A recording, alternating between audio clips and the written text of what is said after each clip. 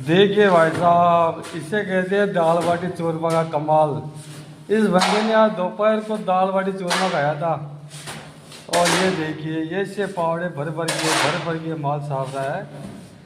देखिए क्या शानदार सफाई हो रही है यहाँ पे पावड़े से। आपने पहले कभी देखा होगा ऐसे माल साफते हुए। इसे कहते हैं मारवाड़ी कला। देसी स्टाइल में माल साफने का आसान तरीका।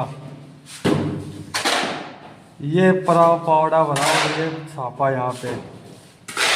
वाह साय मौत कर दी इस बंदे ने। इस गरीब कलाकार के लिए एक बार लाइक करिए, शेयर करिए।